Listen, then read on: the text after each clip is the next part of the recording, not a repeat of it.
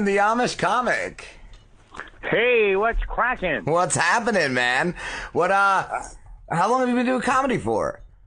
May 1991. Wow. Full time since 1996. I think I've been this is the only way I eat is about 27 years now. Congratulations, man. That's you've made it, achievement. Bro. Yes. Well, yes and no. I'm still waiting. I got about 5 years left to become an overnight sensation. That's what we talked to a guy years ago, and he said kind of like you could be a great comedian, you could be around for 30 years and just not known because you never got that TV spot. Yeah, I don't know. There's a recipe for how you make it or you don't make it. And my family hopes I make it before I drop dead, so I got something to leave them. Are the Amish people supportive of you? Like, how does that work? Well, no, that's a big fat no right there. When I perform in Lancaster, there is sometimes a group of Amish young guys only that sneak off to my show, but then somebody wrecks it by asking, can we go see the Amish comedian curse and mock us? And then, of course, no. And then they're gone for a couple of years. So I thought you were going to say, like, there's Amish protesters that show up to every show. Yeah, that's pretty much it. They protest by farming and staying home. That's the big protest there.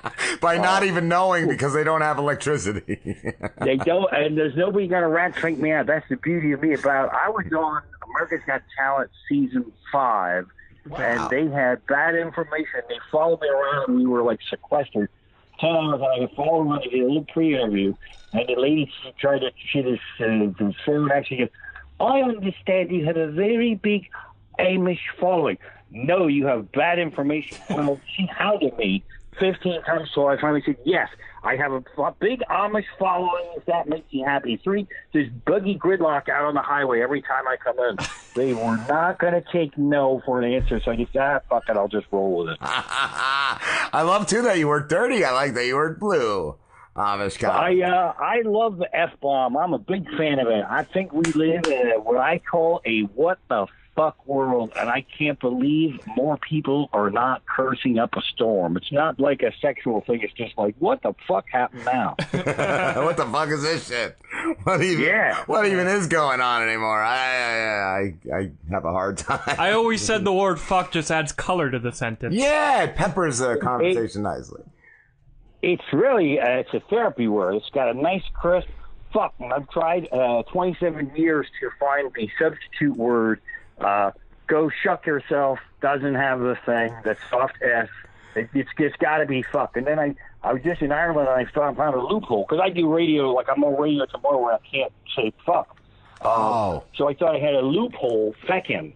Turns out feckin' is also a curse word in this country, so you can't just say go feck yourself. Go feckin' yourself. What the fuck? What the fuck? What the fuck? I'm so excited. Finally I can say feck on the Lehigh Valley radio tomorrow, and they're no. So you might as well say fuck if you're going to get everybody fired. Yeah. Go out. What if you just say the fuck, not the feck? What if you say peck? Can you say peck? Like, just go peck yourself. Yeah, it's kind of like it's got to be fuck or nothing. I don't want to soft code it. It's nice. just either if you want to get everybody fired, is like go fuck yourself. I did in my 25 years. I let one F-bomb slip on a radio. I was talking to guys in Ohio, and this is pre Janet Jackson's knocker hanging out at the Super Bowl, so they were a little more lenient. And they said, did the Amish guy just drop an F-bomb? I tried to cover it. I said, well, it's P-H-U-C-K is the way we spell it, and it refers to the little area above the lip where we shave our mustache. So apparently nobody got fired from that, but that was a one-time get-out-of-jail-free card. Nice. What was I going to ask? I heard you say that you started in comedy because you called a radio show. Is that correct?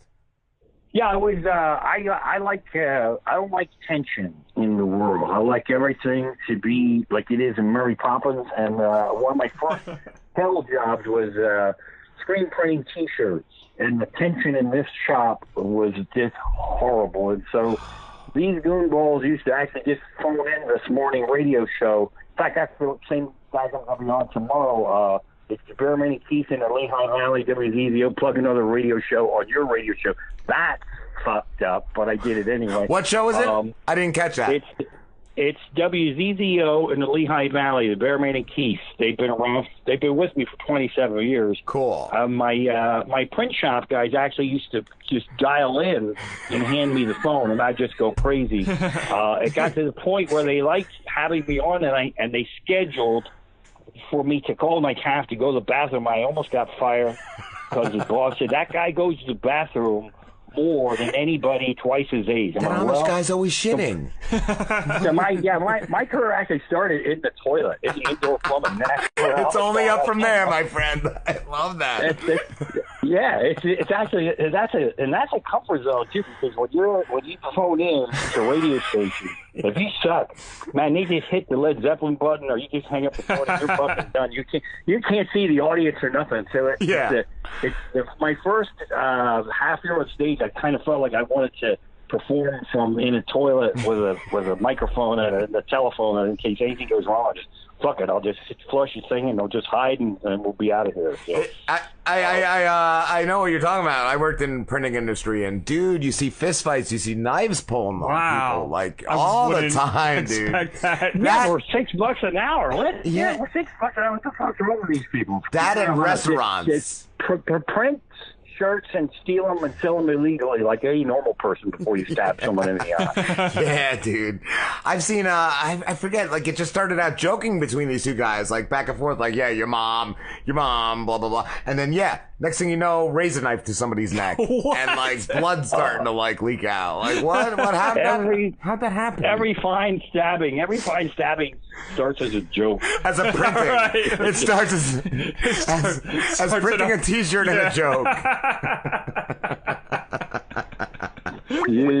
Oh, hold on one sec, Amish Comic. I think we got another call coming in. Oh, at it. Rob and Slim Show. Hold on. Rob and Slim Show. Oh, now it is. Rob and Slim Show.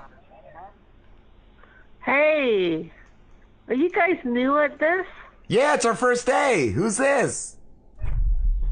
Well, I'm not gonna tell. What? What? Cool. Fucking cunt. That would have been our 9:30. Did I just get phone sex there? I think so, Amish Comic. You just got laid. Do I block that, or maybe I blocked that to 9:30? If you don't have my credit card, I'm not paying $3.99 a minute for that. Fuck that. That wasn't funny or anything. Yeah, I guess we're that shitty. She asked if it was our first day. Oh, man. She called back? That's a terrible call. You see, that's the thing I hate about stand-up comedy. Okay. Is everybody has this idea that they can tell you how bad you are. Yeah. Go fuck yourself. Go start in a toilet in a printing shop and work your way out of that. No. Hey, guys. What? What are you calling for? Hey. I was talking about her and I thought she was gone. I'm so embarrassed. She called back. What's up? I'm calling to say, hey, welcome to Vaughn. Oh yeah, we've been on there for years. What do you want? Oh, nothing. Oh yeah, don't call. Don't add to the conversation or the interview. Just call to say hi and plug your own shit, right? Yeah, that's what I do. What shit do I have to plug? I'm just saying hello. Oh, thanks. Thank you so much. All right, well, we're in the middle of something right now, so bye. Holy shit. What a cunt. Okay, I'll tell you this. I don't. We gotta get off that site. I'm the last one of us to get electric, but I'm here to tell you, don't answer that other fucking phone. I'll block it now, Slim. She called back. I think she called during the silence. I think she called during the last interview and then got nervous because like it rang once during the last interview. Holy shit! Oh my god. Oh my god! I'm mostly where I'll be tomorrow morning. I'm mostly people phone in to try to win beer. And if you want to get rid of them, you just give them the beer. Yes, you won the beer. Get the fuck out of here. Just leave it alone. Go back to the. Where are you performing next, Amish Comic? Well, tomorrow morning I got the radio, and I do private parties too because it sucks batshit balls to stay afloat in summer in this business if you're me. So I've got a private gig Saturday, and then I am in.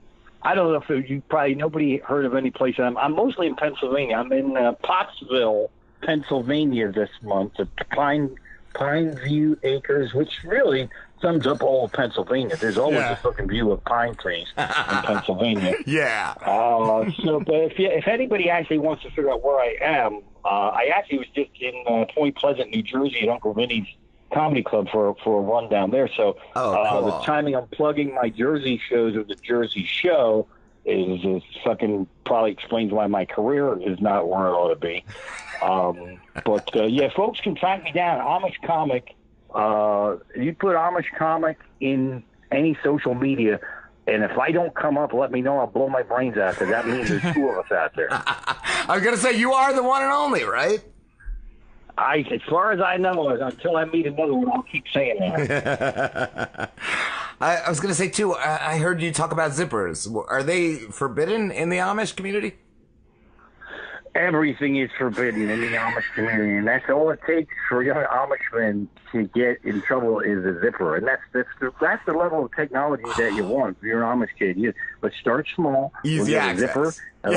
And even to this day, the sound of a zipper, I love that. Zip. That's like a little orgasmatron thing going on. That's like a guilty pleasure, yeah. Yeah, it is. But what cures of that is there's no man alive who hasn't suffered from his first zipping accident. The triumphant zip back up. Ooh. You didn't hear it. There was like a little click, and then pain, and then blood shooting out of your eyes and all that. And then that's a one-time accident for men, and then that also ended my zip up. It ended act 2 of my zipping fun. So now I do more of a, pat it down, tape it down, check it, and click it up, and then pat it down, click it up. Nothing worse than getting stuck in the zipper, bro. That's the worst. Yeah. Yeah, it's a one-time tragedy is what it is. I've done it about 2 or 3 times over the lifetime. Every time you're always like, fuck, I'm a dummy. I'm a real dummy. Well, you let it probably a few years go by, and then you become a lackadaisical. That's it. You let your guard up. Then... Yes. I was going to ask you, too. I heard you in your act. You said, or I think it was your blog. You talk about New Jersey, Pennsylvania, and New York people hating each other. And I feel like that all comes down to, like, driving. Yeah. it comes down to driving, too. But Pennsylvania, I'm actually only 20 minutes away from New Jersey. And it might as well be a 5-hour ride because New Jersey has this, and I love New Jersey, but they all have this kind of a cake boss, thug, mafia mentality that I understand and love and embrace. But if you don't get it, it's like people want to beat the fuck out of you when you ask them how much pizza. You want to see how much pizza? Let's take our Amish friends. We'll walk down the boardwalk. We'll show them how much fucking pizza. None of your business. All right, you find out. Oh, really angry. I'll take you around the back and tune you up. That's right. Even a cake boss, for crying out loud. I love him, and yet I hate him. He's like a Tony Soprano mafia thug. Baker, yes. Fucking baking cakes, for crying out loud. But that's another thing I had to put up with. That peckerhead, and I love him and I hate him, but he sells out big theaters. $50 a whack. What does he do? He puts fucking icing on cupcakes, and that's all he does. And people rip their tits out. It's cake boss. That's fucking oh boy. And meanwhile, I'm creeping into toilets trying to do Amish farming buggy knock jokes. On the Robinson show. There's no justice. There's no justice, man. No. That's the whole thing. New Jersey hates New York and Pennsylvania. Pennsylvania hates New York and New Jersey. And I'm trying to bridge the gaps of hatred here. One of these phone calls at a time. I hate that last caller. That's all I hate right now. You don't start conversations off with, "What, you new at this?" Is this your first day? That shit. That's show business, man. You meet someone after a show, and they tell you who their favorite comedian is. That's the fucking kick in the balls. You know who's really funny? Or how much do you make? I'm pretty funny. I could probably do this. Get the fuck out of here, man. Start at the Trenton Moose Lodge and work your way up. This is the big time. Do you get a lot of hecklers? Not anymore. I have a fast pace of my show because the days of delivering a piece of comedy and then pausing thoughtfully are fucking gone. Yeah. You take a deep breath to make a face, man, a fucking drunk swoop in there, and they're all like, people have like an Amish thing ready that they want to throw. They've been saving it their whole lives. Oh, we're going to see the Amish guy, man. And we'll yell out Can you serve me some butter, Amish guy? Yeah. So I try not to let them in. I don't really. You don't get hecklers anymore. You get people that are drunk and they talk, and that fucks up the show too. But you can't really rip them a new one because they're not really heckling. They're just like, it's almost as though you're ruining their night by talking over their talking. Or do you ever get like, they just think that your comedy is that you're just having a conversation with them? Yeah, they want to. Yeah, they do. Yeah. They do, and that's kind of, it's almost flattering, and it's also horrible. Like, they will relate to your show and say, "Oh, I have a pair of black boots as well." Yeah, well, that's great. I mean, if they've been to Lancaster for a trip, Shady Maple is a big buffet down there. If anybody's been to Shady Maple, they seem like they have to report it to me, and I don't give a fuck. It's like, I don't interrupt people and say, "Hey, guess what? I was at McDonald's. I got a happy meal. Aren't you fucking impressed with me?" I ate where the city people eat. How about that? I'm like, shut the fuck up, man. Dude, I'm trying to work here. Oh my god. But you still dress like an Amish guy, though, right, Raymond? Well, yeah, I have the black suit is the sweet look. There's no two ways about it, man. It's like the perfect agree. all occasion. It's the all occasion you can wear it to a picnic or a wedding or a funeral. When you drop dead, you're dressed for your own funeral. It's not really a good summer look at the beach. I can tell you that. True. It was like fucking 103 degrees all week at the beach. I was like ready. I had to make sure I got indoors quickly so I wouldn't like burst into flames. Dude, I was outside waiting for the bus today, I don't know, half an hour, and I was like, I thought I was going to evaporate. I felt disgusting. And I'm wearing shorts and a t-shirt.